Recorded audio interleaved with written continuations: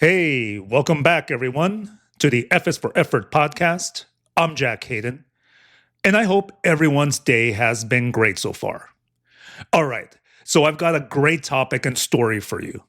Today, I'm spotlighting an experience with a talent acquisition specialist. Maybe some of you are actively searching to find a new job and are in the market right now. And if so, then you're not alone. There are many people out there looking for jobs, submitting applications and resumes, and hoping to get a call back. Well, I've got another story for you, one that I just experienced. I'm in the market right now and searching for the right fit. My recent experience happened to be with the person that you all have likely interacted with on your own experience, that being the talent acquisition specialist. They're almost always the first contact that you have to any company.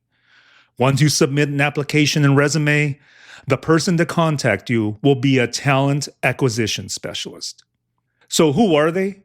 Well, they manage the full cycle recruitment process. This includes conducting the initial screening interview of candidates, facilitating the interview process with managers, and informing candidates of a job offer or rejection. Now, I've interacted with a few over the past months, but this one in particular was a bit of a strange and different experience. Okay, so here's the story I have for you. So I recently was contacted by a talent acquisition specialist who messaged me through LinkedIn. Apparently, this guy found my profile on LinkedIn and believed that I could be a good candidate for a position that he had available. So I got notification of his message. So what struck me right away is that I remembered who this guy was. And then I thought, oh, okay, he's familiar. I know I've talked to him before. I was actually correct. Strangely enough, it was from that company that I covered on my previous podcast episode where I talked about my Zoom interview where I had that tech implosion. And it happened to be the exact same company and the exact same talent acquisition guy that I dealt with for that position. Well, here we are, months later. I get another DM on my LinkedIn account from this same guy, and he's messaging me, asking if I'm interested in another position that he has available. Okay, I'm totally shocked because, as many of you would know, if you checked out my previous episode, my previous interaction and interview that I had with this company was such a disaster due to that whole tech implosion glitch, and it became my worst experience I've had so far. I never thought I would hear back ever from anyone in this company ever again. So therefore, I'm thinking, okay, well, maybe it wasn't as bad as I thought. And the fact that he was now messaging me about another open position, I thought could be my second chance. I thought maybe I took things a little too hard about what happened, and perhaps the managers weren't turned off with me after all if I'm being asked about my interest on another open position. So I read through his message, and of course I'm curious. And I go ahead and I message him back saying, yeah, I'm available. I'm intrigued about whatever position now he may have, and I'm thinking, it's a clean slate, right? We're starting over, and I'm all for it. So he replies back and wants to set up a call. Again, I'm all for it. We set up a time that works. And we go through his screening call that went about a half hour long. And he starts telling me about a position that he has available, which is a completely different position than the one that I previously interviewed for. The position sounded like an interesting opportunity, something I could do that was within my scope of experience and skills. So I was all excited again. Here, I had this horrible experience earlier in the year, and now I'm looking at another chance to interview, and this time I knew I would be prepared. Our call went the full 30 minutes, and he told me at the end of the call that he felt I was a fit for the role and didn't see any concerns, and was therefore going to present me to the hiring managers. Well, since this position was a completely different role from the previous one, he mentioned the two managers I would be interviewing with, and they were also two new names. And I felt even better because it would be a completely new experience with managers that didn't have this prior knowledge or image of me about what happened which was a relief because part of me is still embarrassed about that setback. So this just kept sounding like a better and better second chance situation for me. I was all for it. I was excited, and I told him that I was looking forward to moving ahead in the process. So we end the call, leaving it at that, and he told me that he would be in contact. So then a few days go by without hearing back from him, but I'm not concerned because he and I had a great phone conversation when we spoke, and I was so confident that this time around was going to go so much better. So I was totally waiting to hear back to be scheduled for that next round, when I would get to talk and interview with the hiring managers. But a few days went by, and next thing you know, I get an email, and I open it up. And would you know that it was another canned email? That generic email that he sent me to inform me that I was being thanked for taking the time to apply an interview with him, but after thoughtful consideration, they had decided not to move forward with my application for the role. And then it just goes on again with the whole generic BS to say that we're growing rapidly and currently adding more team members and aiming for a particular hire goal by the year end. And if the role wasn't a perfect fit, then they encouraged me to keep an eye on the careers page for future opportunities that align with my background. Okay, so my immediate reaction to this was just anger. I was infuriated because, again, he contacted me, just like he did the first time. I never once went onto the website and submitted an application on my own for any position with this company. So here he is, the second time around, reaching out to me. The first time, okay, things went well at the beginning, and then I had that whole tech implosion with the two managers and everything fell apart. Okay, didn't expect to get an offer then. And I had completely moved on and forgot about them and the whole company and took it as life lived. More fuel and experience for the next opportunity. And most importantly, made great content to share with you all on this podcast.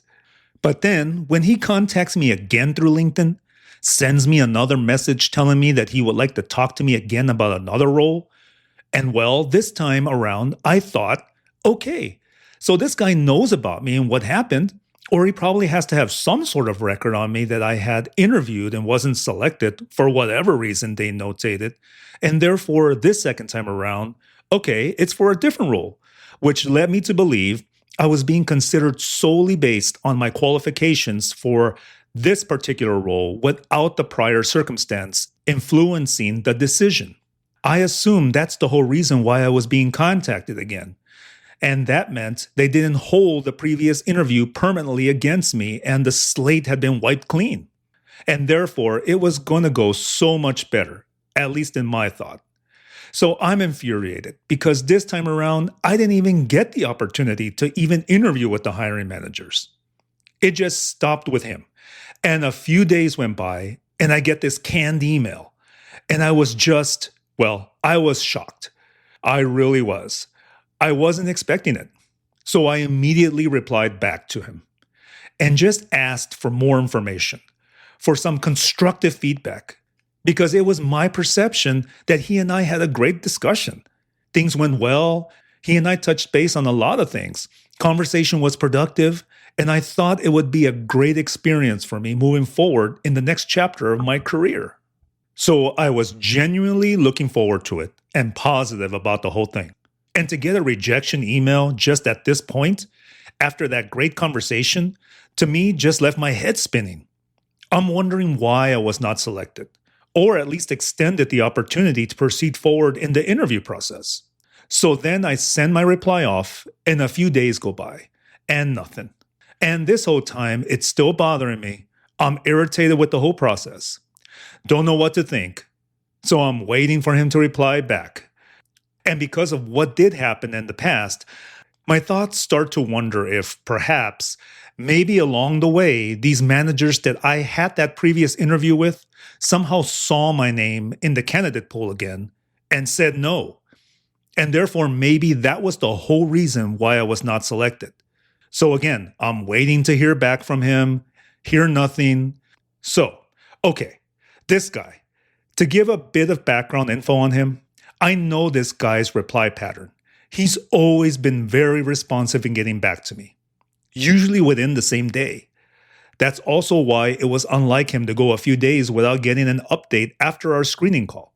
So for me to send a reply back to him and not hear anything back that same day or even the next day was not like him.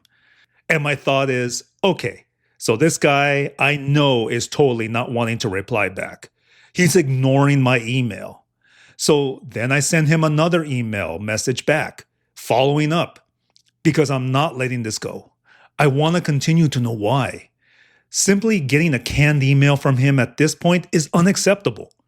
I want that constructive feedback. Whether it was because they still have an issue with me on that whole tech implosion nightmare that I had, whatever. I just want something solid over some canned email that just tells me, thank you for your time. Now, with the follow-up, he finally replies back, and within the same day, but he gave me the strangest feedback. He informs me that after further reviewing my application, they noticed that I recently completed the interview process earlier this year. And since it had only been a short time, they would not be moving forward with a new interview cycle at that moment. That's it.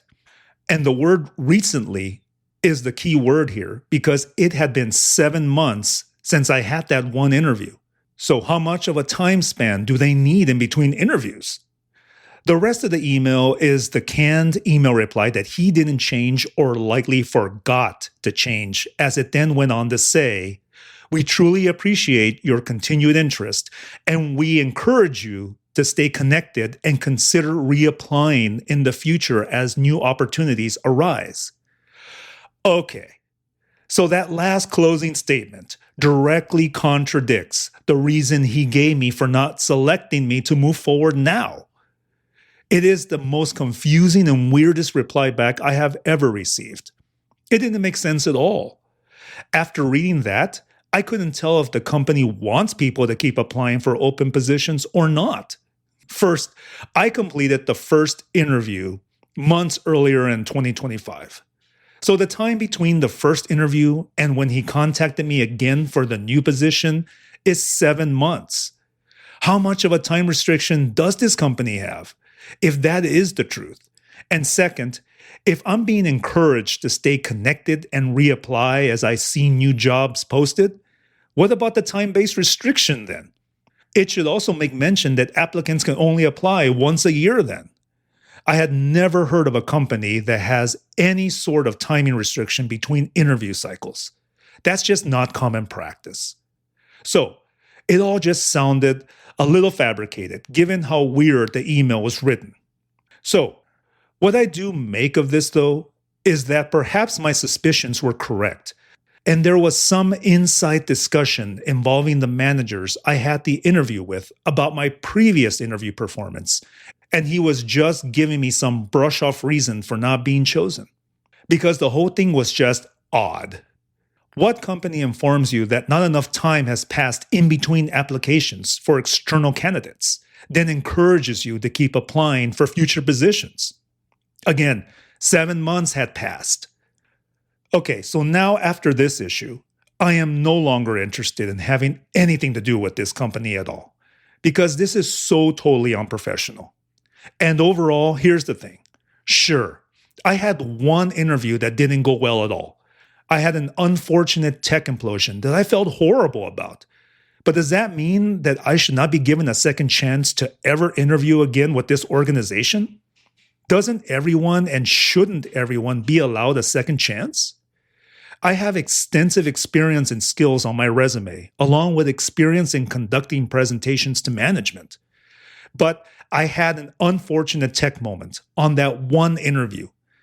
Even though I had that issue, I still knew how to maintain my professionalism, continue with the presentation, and answer closing questions despite what happened. I worked on that presentation for a few days and was fully prepared. That should also speak to the type of person I am. But is the tech implosion itself going to be the thing that defines me to this organization? And if so, I don't want to work for this company because that speaks volumes as to how they see and perhaps treat their employees. It appears they don't allow employees to make any sort of errors, ever. How many of you have had moments during interviews, or for some of you, when conducting presentations, where you had a tech glitch or something not go as you had planned? It happens. Okay, so I decided I still needed to reply back to this acquisition specialist guy to point out the issues and inconsistencies with his input and feedback. If anything, just for my closure and to make him aware of his email discrepancies and how he contradicted himself. I hate the fact that job applicants are always sent canned rejection emails that never give any sort of constructive feedback for not being offered the position. But now, to get one that adds even more confusion? Come on. I also wanted to inform him he needed to have a better process in place when searching LinkedIn or whatever other sources so that he better tracks applicants that have already been previously interviewed if they truly do have these time restrictions, which is odd, or perhaps a blacklist for applicants. It's not fair to contact these people again just to get their hopes up and waste their time going through another screening call just to be denied an interview based on timing. I made time for him on my schedule to have that call and discussion, and now it was all for nothing. So that's the story. That is what I went through. Some of you may be wondering why I would have agreed to meet with this guy again, given the history I knew I had. Well, I'm not one that wants to turn away a possible good lead on any job opportunity. I never know if maybe this might be the one opportunity for me. So I don't want to just discount it right off. I feel that I should at least explore and learn more about a job so I can make an informed decision. And when this particular guy contacted me, part of me was excited and happy that perhaps they weren't completely turned off by that one unfortunate interview that didn't show me as the true professional that I am. And I saw it as my shot at redemption this time around. But it didn't turn out for me as I hoped it would. So, this was quite the experience again. I thought it interesting to cover this because I shared my nightmare interview experience on that previous episode. My interview went Zoom, then boom. And so therefore, when all this went down, I figured it was a good tie-in and sort of sequel to what had happened. I'm here to share and keep it real with you all on my failed effort when it comes to the job search. Now, in the past, I've had some people reach out to me asking about specific details for my stories in previous episodes, like names, so they can be fully informed and aware themselves. So, I won't mention any names here, but I'm more than happy to privately share one-on-one in DMs on my social media. Okay, so now it's that time. What are the takeaways? Are there takeaways from this whole story that I just told you? Yeah, sure. So, let me direct the takeaways now to all the talent acquisition specialists out there. This is important. Be sure to avoid the mistakes this guy made. Be better and more professional. Be better at your job. Have an efficient procedure when searching for job candidates from any source so that you don't interview candidates that aren't eligible to be considered for the role, whatever the reason may be. Job applicants take each potential job lead seriously, so please be respectful and avoid raising expectations or wasting a candidate's time on screening calls if you're going to reject them immediately based on some unique policy the company may have. And please give constructive feedback to applicants if they are rejected for any position. I understand you may be busy, but these job candidates are busy too. It's busy work to search and apply for jobs, and being given constructive feedback on why they weren't selected will give them the tools they need to help make them better candidates for future interviews. A canned rejection email may make it easier for you to send out, but it does nothing for the poor job applicants reading it and wondering why they weren't selected. It doesn't provide anything useful other than inform them that it was a great pleasure to get to know them. Okay, and now to all the job candidates out there, and especially the ones that may relate to my story and my situation. First and foremost, one bad interview doesn't define who you are, as a candidate and as a person. Everyone makes mistakes and has a bad day. It's how you conduct and carry yourself through that failed effort that speaks to your character. If you make a mistake during an interview or during a presentation, just stay professional and keep moving forward. If the company can't see past the stumble, then it's a red flag on them, and it isn't an organization you want to be at anyway. And if you're being considered for an open job opportunity with a company, then your skills and experience should be the most important factors in considering you for the position, not a stumble on an interview. Making the mistake should only relate to the manager that you're human. Don't hesitate to reply back to the talent acquisition specialist if they send you a canned rejection email. You have the right to know why you weren't selected for the job. Getting this feedback gives you the insight you need to help you improve as a job applicant for future interviews. Now, for my tech implosion, I didn't need any direct feedback, but now I always make sure my Zoom app works and all is good. Okay, I hope you found my story insightful and, if anything, entertaining. Just trying to keep it real and let you know that if you have horrible experiences in job searching or anything else, you're not alone. I'm here to talk reality with you versus what you're led to believe on social media, where all is always perfect. And above all else, my experience should highlight the fact that it's failed effort, life lived. Thank you all for joining me today.